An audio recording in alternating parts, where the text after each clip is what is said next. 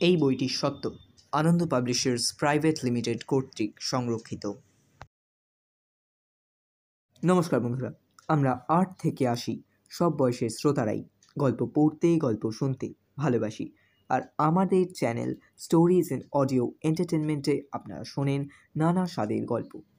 আজ আপনি আমাদের চ্যানেল স্টোরিজ ইন অডিও এন্টারটেনমেন্টে শুনতে চলেছেন আমাদের নতুন পডকাস্ট কমিক্স কথার ফার্স্ট পার্ট।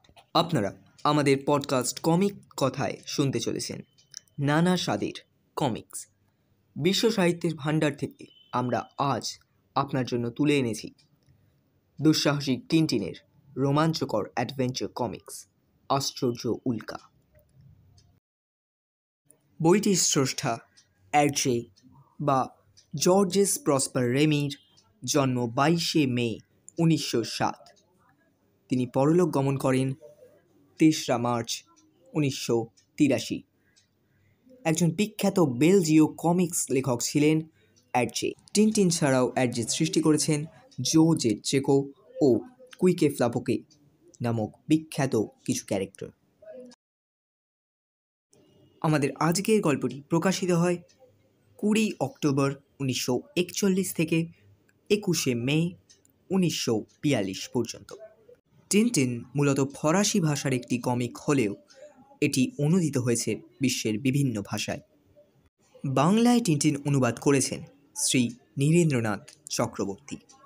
শুরু হচ্ছে আমাদের আজকের বিশেষ নিবেদন আশ্চর্য উল্কা। রাতটা ভারী সুন্দর। হ্যাঁ, কিন্তু খুব গরম, যেন গ্রীষ্মের মাঝামাঝি। উল্কা, কুটুস, চটপট শুভকামনা কর। আমি যদি তুমি হতাম, ওসব না ভেবে কোথায় যাচ্ছি সেটাই দেখতাম। সপ্তর্ষি মণ্ডল।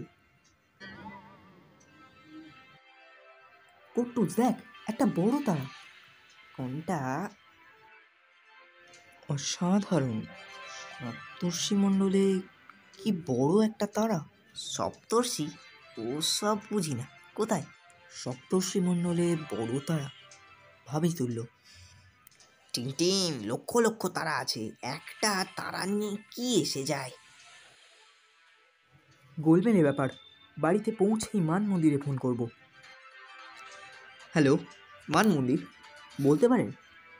এই এখনই খুব বড় উজ্জ্বল একটা তারা দেখলাম সপ্তর্ষি মণ্ডলে। অবাক লাগছে। ওকে জিজ্ঞেস করো এত গরম কেন। হ্যালো, কি আপনারা নজর রাখছেন? বুঝলাম। Hello hello. ওরা ফোনটা ছেড়ে দিয়েছে। হ্যাঁ, অদ্ভুত ব্যাপার। ওরা ফোনটা হঠাৎ নামিয়ে রাখলো কেন? আর কি গরম। হ্যাঁ, নিজের চোখকেও বিশ্বাস হচ্ছে না। ওটা প্রতি মিনিটে বড় হচ্ছে। সত্যিই অদ্ভুত। এর শেষ না দেখে ছাড়ছি না। আয় কুট্টুস, মান মন্দিরে যাই।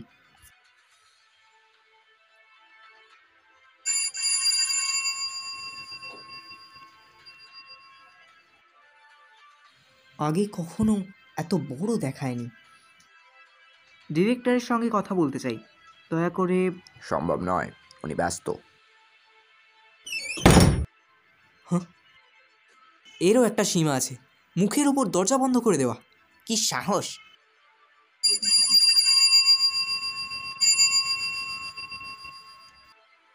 তুমি ফের এসেছো। আগেই বলেছি উনি ব্যস্ত, উনি পারবেন না।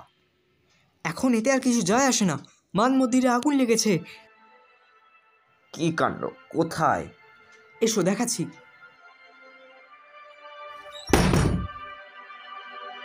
কি অদ্ভুত শান্ত আর নির্জন, যেন কেউ নেই এখানে। একজনকে পাওয়া গেছে। নির্ভুল রায়, বুঝেছো? রায়। ক্ষমা করবেন স্যার, আমাকে বলতে পারেন? ওই কথাটাই ওদের বলেছি, এটা একটা রায়। রায়, হ্যাঁ রায়, ভুলে যেও না। হ্যাঁ,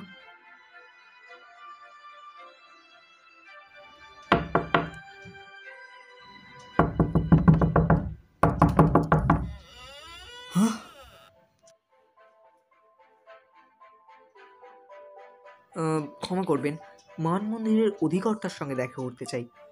শ্শ্, আমি আমি কিন্তু চুপ। আমার সহকর্মীকে বিরক্ত করো না। খুব জটিল একটা অঙ্কে উনি ডুবে আছেন। অঙ্কটা শেষ হওয়ার আগেই যদি চাও, দূরবীনে চোখ লাগিয়ে দেখো, দেখার মতো একটা দৃশ্য। তাকিয়ে দেখা যাক। ওহ, ভয়ঙ্কর দৃশ্য স্যার, ভয়ঙ্কর দৃশ্য। হ্যাঁ, এক অর্থে এটা সত্যিই ভয়ঙ্কর। ওটা বিশাল, সত্যিই বিশাল। বিশাল, হ্যাঁ।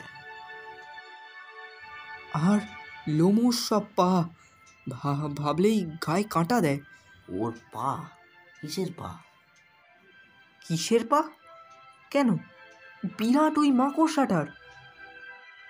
মাকড়সা? ঠাট্টা করছো নাকি? আপনি নিজে এসে দেখে যান। শনির বলয়ের দোহাই, তুমি ঠিক বলেছ। নিশ্চয়ই এটা একটা মাকড়সা। দেখলেন তো? কি অসাধারণ, অসাধারণ। সেটা সেগমেন্টাটার লক্ষণ। ওর মধ্যে দেখা যাচ্ছে অন্তত, না, এটা একটা ইরানিয়াস ডায়াডোমেটাস। বিরাট একটা ইরানিয়াস ডায়াডোমেটাস। যাই হোক, এটা একটা মাকড়সা। ও, একটা দৈত্য। আর এটা মহাকাশে ভ্রমণ করছে। যদি ধরে নিই এটা... প্রফেসর, উত্তর পেয়েছি। একটা মাকড়সা লেন্সের ওপর ঘুরে বেড়াচ্ছিল। এখন নেই, চলে গেছে। মরণ। মাকড়সা? বেচারা খুদে মাকড়সাই ওদের ভয় পাইয়ে দিয়েছে, বোকা বানিয়েছে।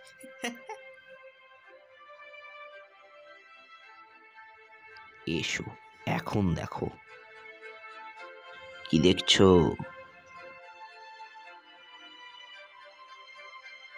দেখে মনে হচ্ছে আগুনের বিশাল একটা গোলা। অগ্নিগোলক, বিশাল আগুনের গোলা। হ্যাঁ, বিপুল ভর সমন্বিত এই বস্তুর মধ্যে চলেছে নিউক্লিয় সংযোজন। কিন্তু কেন এটা বড়, আরো বড় হচ্ছে? আমাদের চোখের সামনে বেড়েই যাচ্ছে, তাই না?